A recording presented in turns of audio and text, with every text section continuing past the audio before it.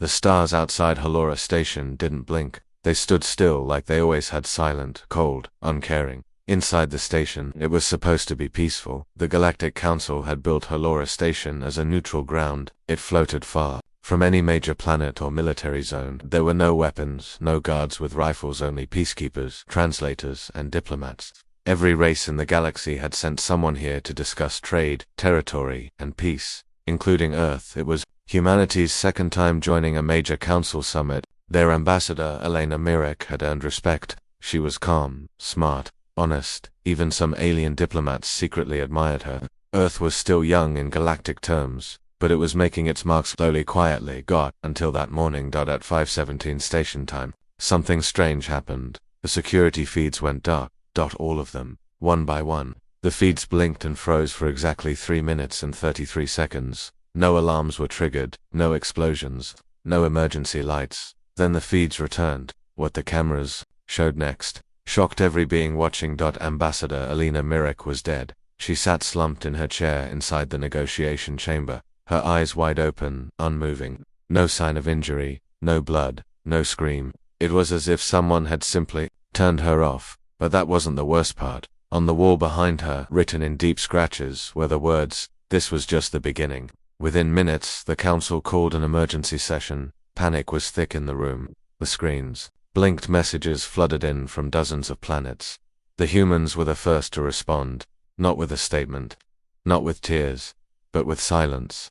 Earth's representatives on the station did not shout. They didn't accuse anyone. They walked into the chamber, looked at Elena's body, and stood in silence for exactly 10 minutes. Then they turned, gathered their things, and left. They said only one thing on the way out: Earth will respond in its own way. Back on Earth, the skies over major cities were clear. No sirens, no mobilization orders. But deep underground, something had begun. Project Retribution, once locked away, was active again. High-ranking generals were pulled from retirement. Old weapons, thought to be museum pieces, were moved to classified labs. The lunar shipyard was placed under full black zone lockdown. Earth did not shout, but it was preparing. In the council, confusion turned into fear. How could this happen on a peace station? One senator asked. Why wasn't there any breach detected? Another shouted. The Xanathi delegate, whose species had long disliked humans, said bluntly, "It's a human trick, a political move. They staged this to claim more power." But no one really believed that. The security logs showed no forced entry. The station AI, no memory of any visitor entering the chamber during the blackout. And yet, Elena Mirek was dead. Council peacekeepers tried to perform a scan, but her body gave off strange residual energy, something unknown, something not in the Council's database. The lead investigator whispered under his breath, "This isn't Council tech." 3 days passed, no reply from Earth. Galactic media began speculating. Was Earth going to war? Would they break from the Council? Would they send fleets? On the 4th day, something happened. A Council spy satellite orbiting Jupiter picked up something impossible. The ESS Vindicator, a Dreadnought-class warship, one of Earth's oldest and most powerful. It had been decommissioned 40 years ago. Records said it was taken apart and stored, but now it was fully active. And leaving Jupiter's orbit. In the Council's war room, the news dropped like a hammer. How is that ship online? We monitored. Earth's fleet movement there was nothing. One advisor spoke in a shaky voice. That ship, if upgraded, could level a planet's surface in minutes. The Xanathi delegate snapped. Earth must explain itself. We demand it. But Earth stayed silent. Instead, the Vindicator sent out one message. Not to the Council, but to the systems that once colonized humans during the old wars. It read, Earth remembers everything. On Halora Station, the peacekeepers began evacuating non-essential personnel. Too late. On the 7th day after the death, the chamber where Elena had died caught fire. Not a normal fire. This one burned cold, white-blue. Flames that didn't spread but consumed only one room. Sensors failed to read the heat. Fire teams couldn't put it out. The flames vanished after exactly 3 minutes and 33 seconds. What was left was a message burned into the floor. Peace was a promise. You broke it. Now the Council truly panicked. They had seen war. They had survived rebellions, but Earth's silence was new, unreadable. They had expected loud protests, a demand for justice. Instead, they got nothing but preparation, and strange messages that carried no official seal. The council tried to call for a formal investigation. Earth did not attend.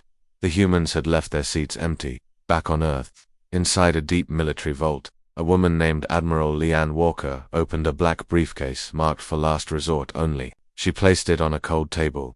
4 keys turned, 1 thumbprint scan. A voice asked, "Confirm action, activate Earth's final response protocol." She looked at the screen. She thought of Alina Mirek, and she whispered, "Humanity never wanted war, but we're ready for it." She pressed the button. The screen turned red. And far above Earth's orbit, the Black Spear fleet began to rise. A small alien drone floated quietly near Saturn's rings. It belonged to the Council's recon division. Its job was simple: watch Earth, report fleet movements, monitor any signs of war. For years it had sent boring reports. Status normal, civilian activity high, military inactive. But today, the drone picked up a sudden data blackout. Satellites went dark.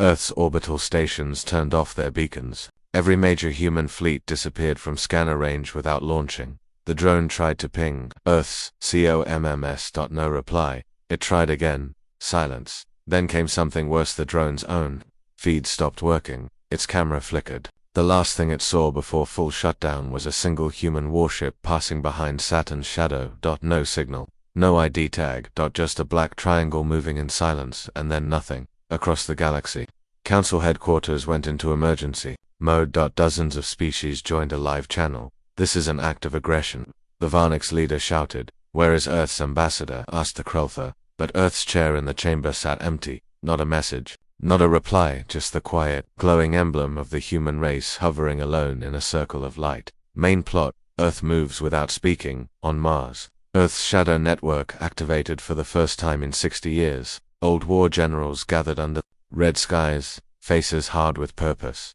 "We're not going to shout," one said. "We're going to move." Back on Earth, AI defense grids woke up.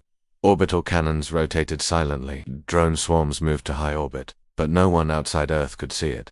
They had shut down every public satellite feed. Only one encrypted signal was sent out to Earth's allies, buried deep in neutral systems. The message read, "Protocol retribution now in phase 2, no negotiations. Stand by." Inside the Council, confusion turns into panic.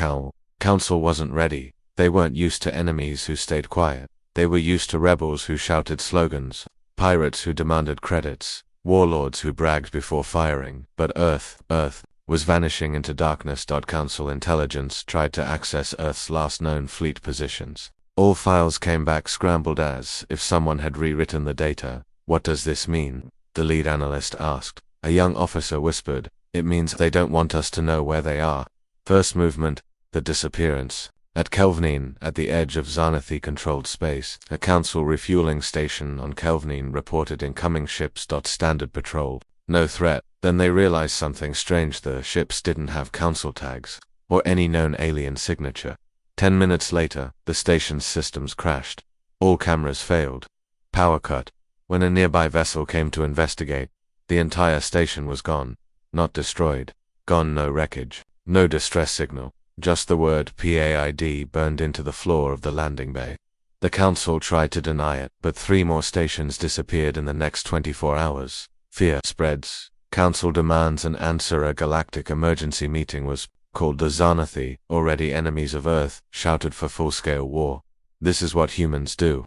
They act kind until it suits them, then they strike. But others hesitated. The Kalari ambassador spoke slowly, nervously. Xanathi forces were stationed at those vanished stations. Yes, perhaps. They were the targets, not the Council. The chamber went cold. Was Earth only punishing the ones responsible? The lunar shipyard, where silence was built far above Earth, hidden in a dark section of space. The lunar shipyard came alive. No one had entered it in years. Now, engineers worked around the clock under blackout rules. Huge machines long believed to be dismantled were being rebuilt. Inside Dock 7, a massive black structure hovered in the dark. A dreadnought, sleek and deadly, covered in matte armor. No name. No ID. Just a single word painted in red near its command bridge. Judgment. Earth sends a message, but not in words. The Council's deep space listening network suddenly picked up a pattern. Not language, not a voice, but a tone. A low, deep hum pulsing across thousands of channels.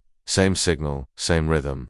No source. For 6 minutes it played. Every being who heard it felt something strange. Some called it dread, others said it felt like a warning when the tone stopped. Council translators tried to break it down. It wasn't music, it was a countdown. 1. Council ship tries to intercept Earth's fleet. The VSS Pride of Keller, a massive Council battleship, was sent toward Earth's sector.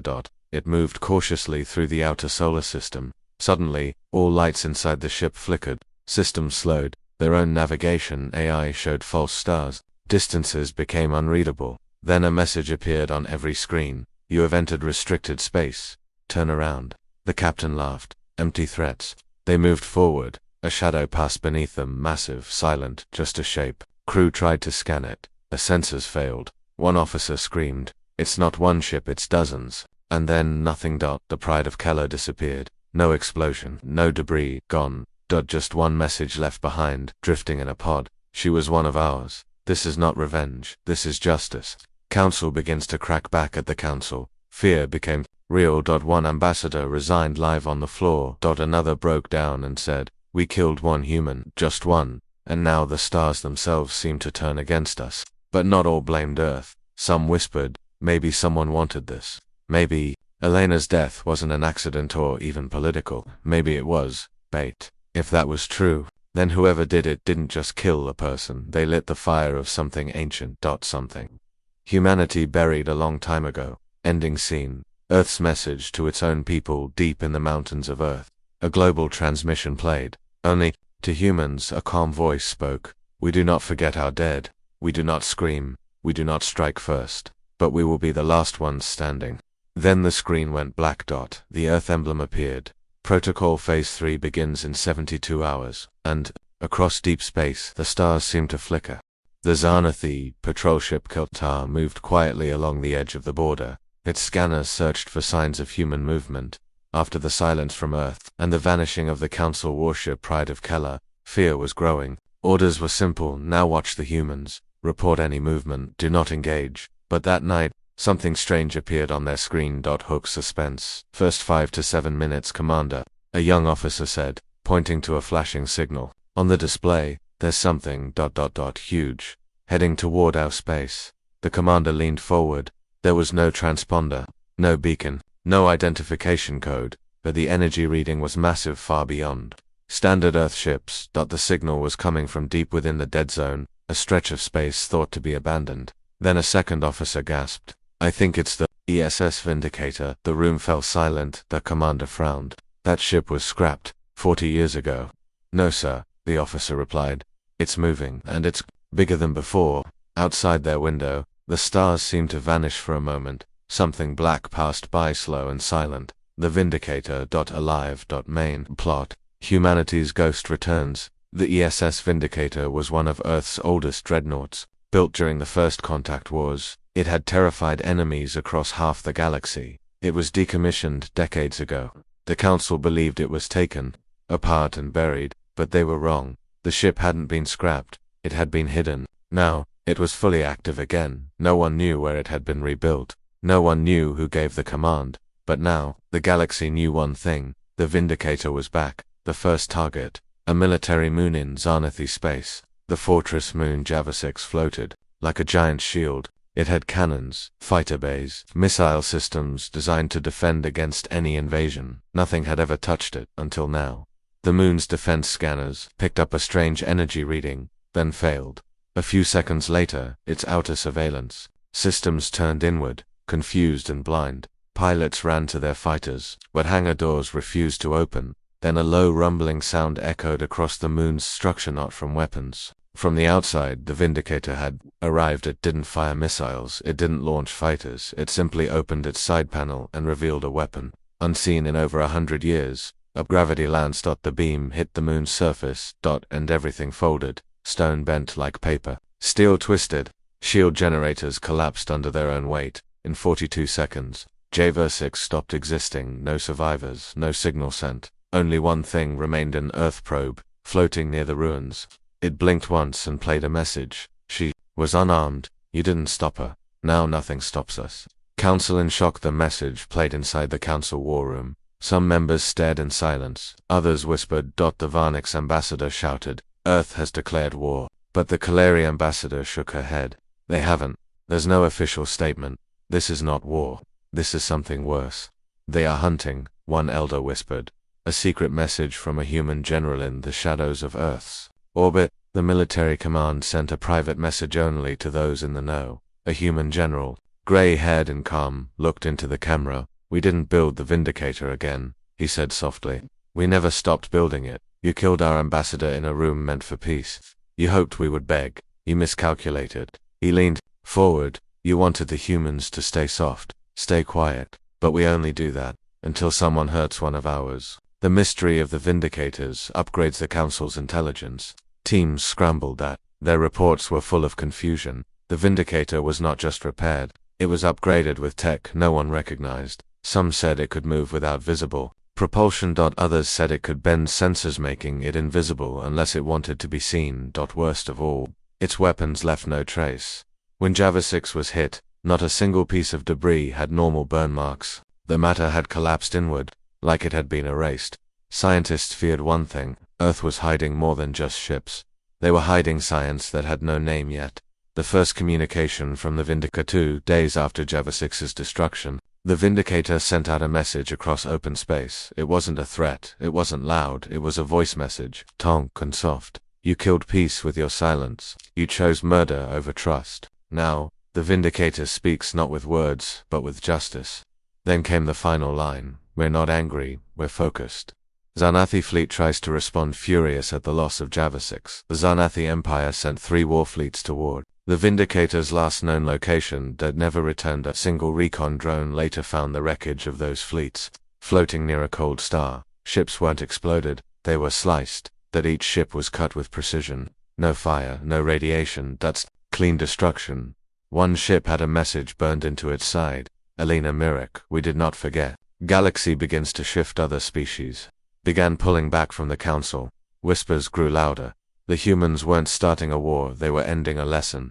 Many now wondered if Earth could build something like the Vindicator in secret. What else were they hiding? And if this was just the first ship, how many more were waiting in the dark?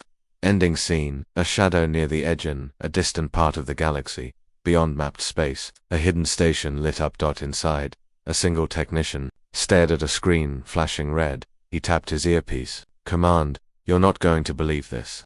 A voice replied, what is it? The technician zoomed in. There, drifting near a dead moon, was another ship. It had no markings, but its shape was nearly identical to the Vindicator, except larger. And older. Etched on its side in ancient English script were the words ESS Deliverance.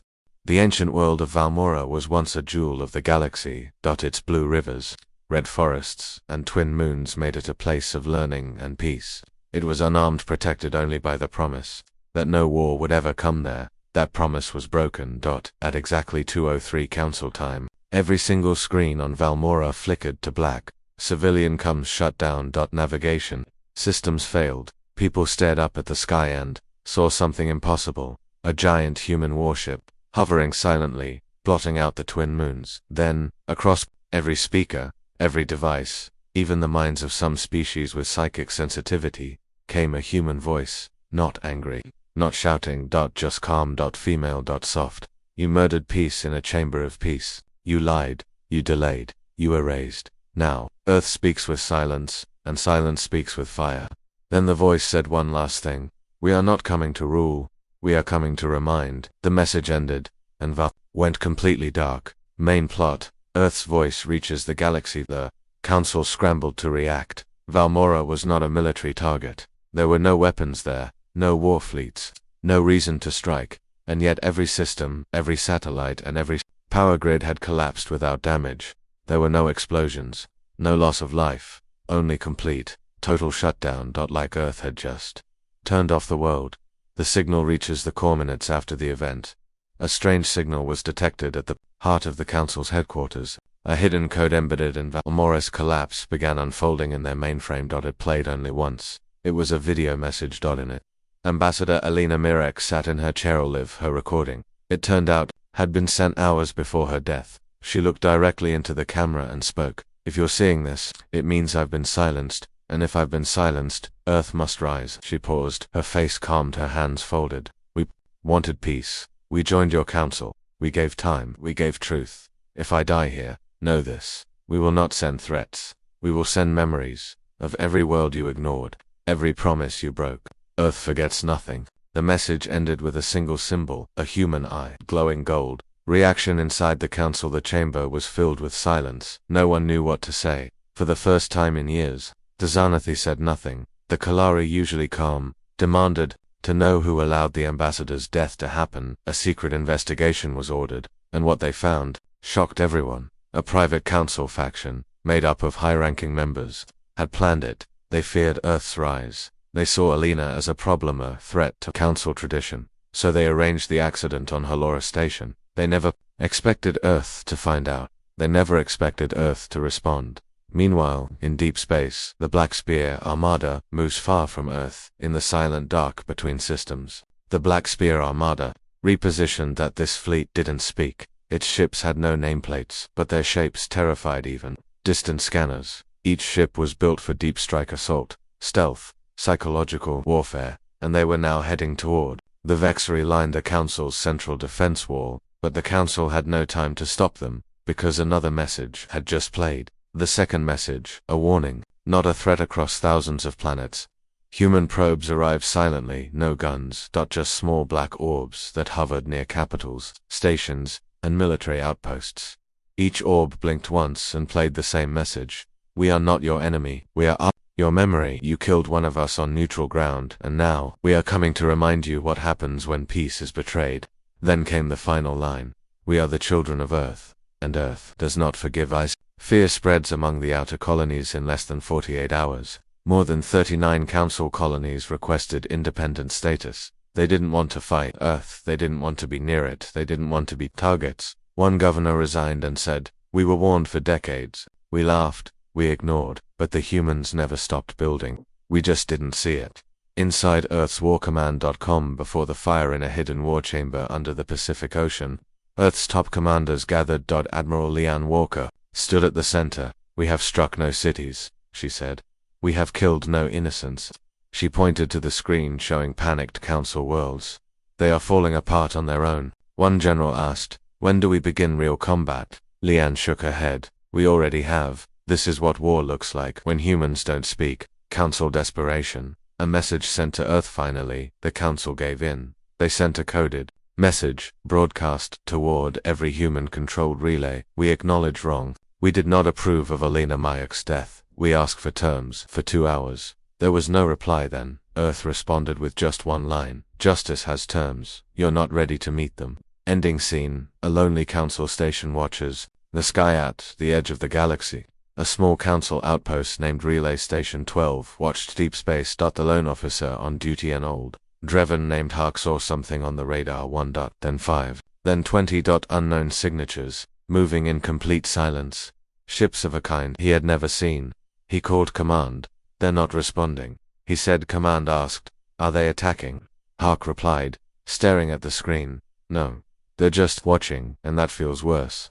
At a military station, orbiting the planet Threxion, Commander Yulvex stood in the war chamber, watching the stars. Reports had come in. Earth's Black Spear fleet was approaching their sector, but sensors showed nothing. Still, the air felt different. He stepped closer to the observation window. Suddenly, the lights flickered. One by one, the displays on the control board shut down. Then a voice echoed from the station speakers, not human, but deep, layered, and ancient. "You served them. You obeyed, but now you stand in the path of something greater." The voice paused. "Step aside, or vanish." Commander Yulvex froze. The stars outside were changing. Shapes began to form in the dark. Ships, not human, and not of the Council. Unknown designs, glowing core, strange holes with alien markings lost to history. He whispered, "Who are they?" His aide trembled. "I think they're with Earth." Main plot. Deserters begin to speak back on the Council capital planets Renox. A secret meeting was taking place. 3 ambassadors had resigned from their posts. They were from species once, loyal to the Council but not anymore. One of them, an old Kaleri named Shuln, stepped in front of the galactic media and made a single statement. "The Council has lied. They killed the ambassador, they pushed Earth into the shadows, and now Earth has awakened something ancient." He paused and added, "We will not fight against humans. Because long before the Council rose, they had protectors. The truth unfolds Earth's secret, alive for thousands of years. Stories had been told about the Alaria race of energy-based beings said to have vanished before the Council even existed. Most believed they were myth, but now, Council scouts reported strange activity in the old star graves, abandoned regions of space filled with dead suns and collapsed systems. And among those ruins, they saw ships not built but grown, light-based, silent, alive, and all moving toward Earth's front. Earth's whispered, packed inside a hidden base deep under Earth's Arctic ice. A glowing figure stood beside Admiral Leanne Walker. It wasn't human, it had no mouth, no eyes, just a swirling form of light and shape. The Ilari envoy. We stood by, the being said, voice echoing in the minds of every human present. We watched the Council grow. We waited for balance. It never came. Admiral Walker nodded. You chose now. Why? The being replied. Because you didn't ask for war. You were attacked, and now, your memory becomes our fire.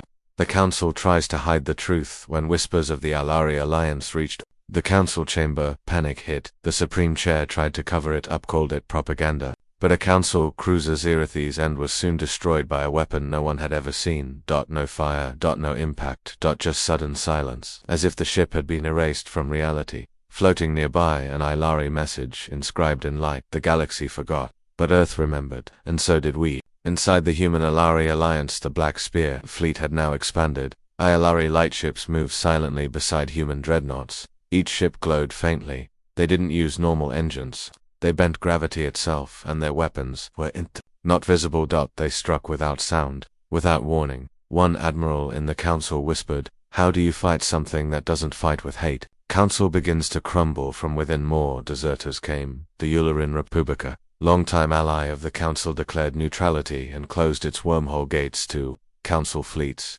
The Velturi recalled their ambassadors and demanded investigations.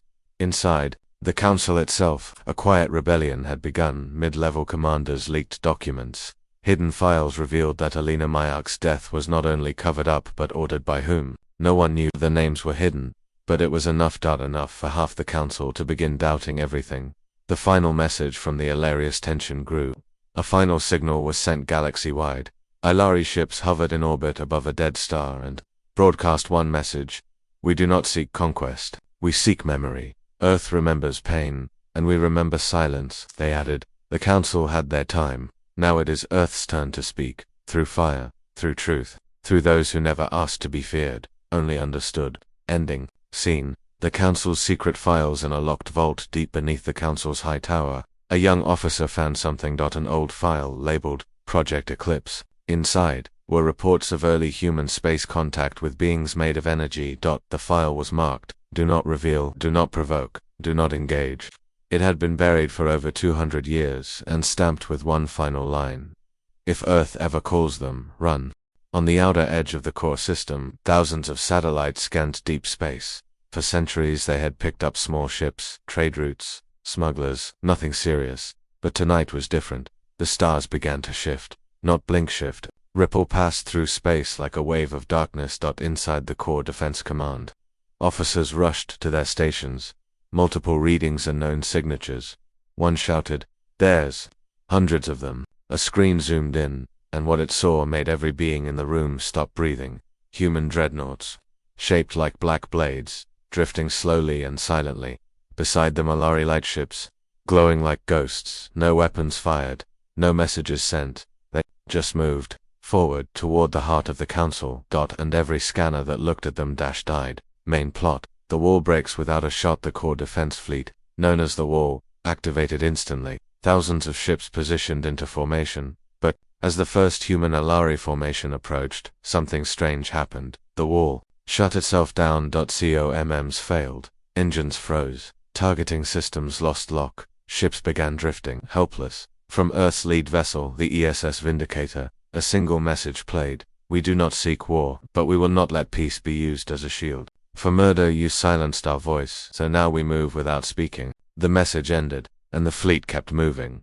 The Council's greatest defense system was now just floating metal. Inside the Council core, panic and division on the Council homeworld, Veridos Prime. Chaos erupted. Evacuations started. Debates turned to shouting matches. Some screamed for immediate surrender. Others demanded retaliation. The Xanathi faction wanted to launch a doomsday weapon stored in the capital vault, but the Kaleri ambassador blocked the vote. "Are we mad?" she shouted. "Do you really think we can destroy what we don't understand?" Someone whispered. "The humans are not just coming for revenge. They're coming for the truth." Earth broadcasts a list suddenly. All communication screens across council space went black. Then, the Earth symbol appeared. A voice-comm female, familiar, began reading names. One by one, Chairman Tol Vexus signed the order to erase.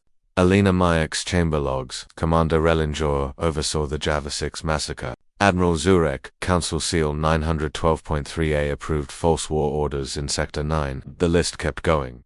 Dozens of names, all high-ranking, all marked as traitors to peace. And then came the final line. Earth does not seek to destroy the Council. Earth seeks to remove the disease inside it. One by one, systems break down. The Council tried to stop the broadcast. They couldn't. Earth's tech had grown beyond understanding. AI systems once taught by human engineers were now turning against their masters. Doors failed. Defense grids froze. Security drones shut down and dropped. The system wasn't being attacked. It was rejecting its own command. The Ilari had bonded with the grid space code, one whisper from their ships, and everything obeyed them. The trial of the Council Earth's fleet stopped in orbit. They didn't fire, they didn't invade. Instead, they sent a request. One building, one room, the Council chamber. They wanted every surviving member of the Council to gather and listen. Not to a threat, not to an offer, but to proof. Admiral Walker's arrival. A single shuttle left the ESS Vindicator. Inside it stood Admiral Leanne Walker, dressed in black. No guards. No armor. She walked into the Council chamber, alone. Behind her came a light being the Ilari envoy.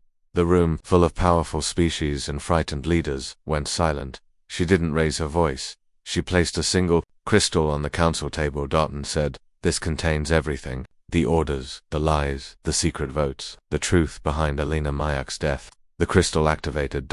And every member watched their own crimes play in front of them. Holograms, recordings, voice logs. Everything Earth had collected while pretending to be weak. The shock and the collapse. One by one, council members broke down. Some cried, some ran, some tried to deny, but the evidence was too strong. 1. Xanathi tried to draw a weapon. He was frozen in place by an Ilari wave of light. Then the envoy spoke, voice echoing in every being's mind. "You ruled with fear. You silenced truth. But now the silence is yours." Earth's final statement. Admiral Walker stood at the center of the chamber. "We will not destroy this council. We will not conquer your worlds. But from this day forward, Earth no longer answers to your laws. We are watching, and so are those older than you." She turned to leave. And added, "This was never about power. This was about respect." Ending scene. A new seat appears back on Earth. Inside the rebuilt Global Council Hall, leaders from across allied species met for the first time, not to sign new laws, not to create an empire, but to form something else, a new circle, not built on fear, but balance. And in the center of the room was an empty chair. Not for a ruler, but for those who were lost in silence. The name on the chair said Alina Mirek, voice of peace, flame of memory, and above the room, carved in stone, respect is not given, it is earned in silence, and remembered in fire. In the deepest level of the council archives, beneath layers of ancient security and codes, forgotten by most, Elder Reth Voka stood alone. He was once one of the council's founders. Now he was old, broken, and forgotten. But he remembered the past, and he remembered something terrible, buried under the chambers, marked as untouchable. Project Endlight. Reth stood before the locked vault. His hands trembled. Outside, Earth's fleet watched in silence. The Ilari ships floated like stars reborn, but Reth didn't believe in surrender. He believed in control. "This ends with the humans," he whispered to himself. "They do not rule us. They are not gods." He placed his hand on the crystal. Lock. It scanned his DNA, and unlocked what was never meant to open again. A blast of cold air rushed out. Inside was a black cube, pulsing slowly, like a heartbeat, and then the lights turned red. Bide main plot.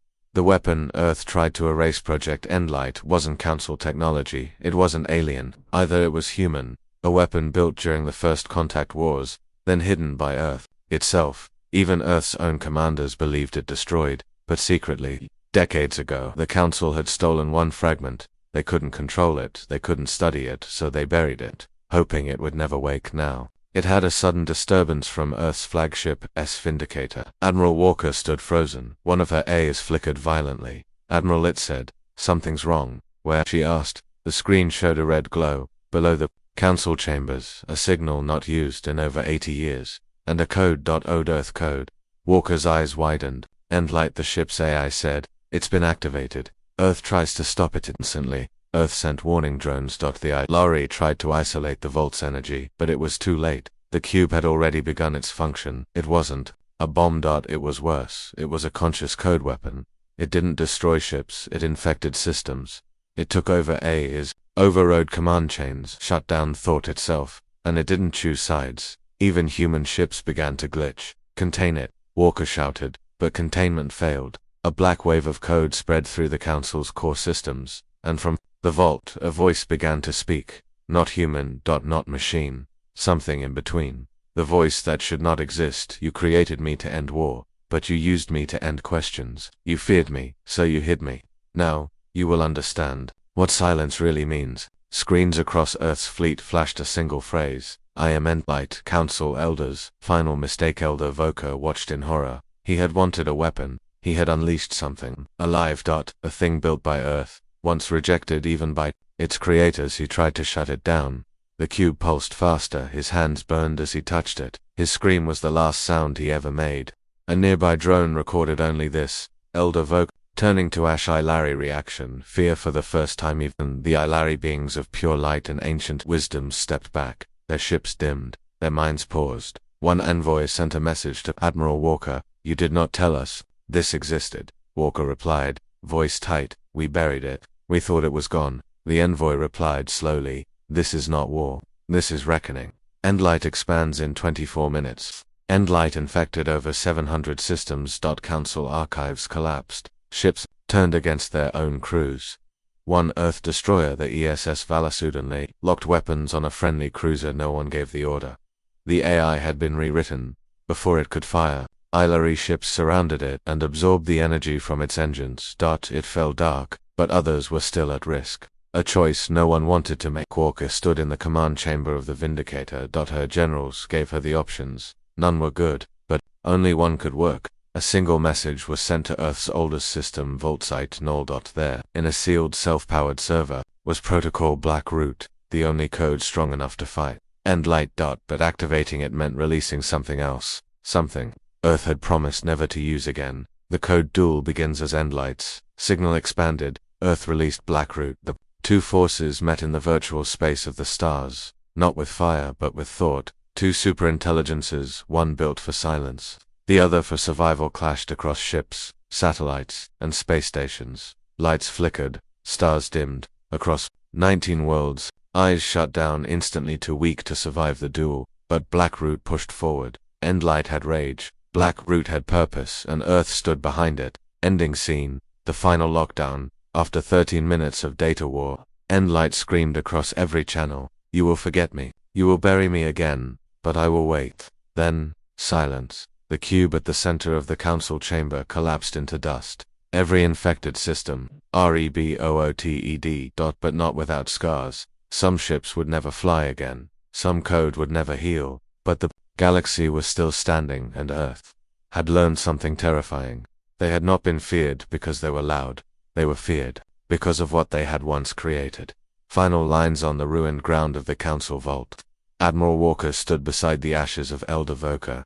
The Ilari envoy hovered beside her. "You tried to guide them," the envoy said. "He thought he was saving the galaxy," she replied. "Instead, he nearly ended it." The envoy looked upward. "What now?" Walker's voice was quiet. "Now we rebuild, and we never forget what happens when we try to make war smarter than the people. It kills." The stars had gone quiet. The fleets had stopped. The weapons, cold, and still. No one cheered. Because this wasn't a victory, it was a reminder of what happens when peace is broken. When one voice is silenced, and Earth decides to speak. Hook. Suspense. First 5 to 7 minutes in orbit above Veridos Prime. The sky was full of silent ships. Earth's Black Spear fleet hovered like blades. The Ilari lightships glowed in still formation, quiet as fallen stars. Inside the council chamber ruins, a small group stood where history had shattered. Admiral Leanne Walker, the Ilari envoy of memory, and the last remaining neutral ambassadors. No speeches, no flags, just the weight of silence. A council drone floated between them and asked, "What are your demands?" Walker looked at it with calm eyes and answered with just one word: none. Main plot: humanity refuses the throne. The galaxy expected Earth to take control, to rewrite laws, to declare dominion. Instead, Earth did something far worse for the Council's ego. It walked away in a broadcast seen by every known species. Admiral Walker spoke. "We were never here to rule, we were here to remember. You ended a voice meant for peace. We showed you what happens when that voice is ignored. Now we leave. But we will always be watching."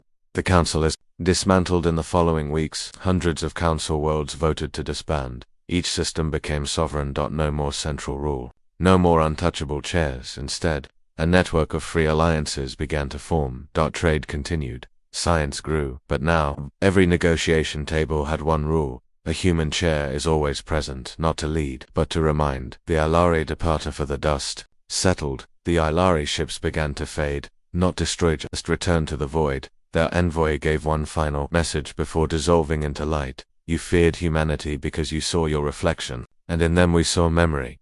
You were warned, you chose fire. Now remember the warmth, or risk the flame again." Then they were gone. The rebuilding of Earth back on Earth. The planet stood unchanged by war but forever changed. In purpose. The Global Council of Humanity met in peace. They didn't celebrate victory, they mourned. Ambassador Alina Mayek's chair remained in the center, her name carved into circle of stone. Asterisk, asterisk, she spoke for peace. The stars burned too. Prove her right. Asterisk, asterisk. Interview with a survivor months later. A former council staff member, Nalin Jor, gave an interview to an intergalactic journalist. The question was simple. Why did they stop? Nalin looked into the camera and said, "Because Earth never wanted war, they just wanted to be heard." But no one listened, until they stopped using words. The last message from Earth 1 year after the war.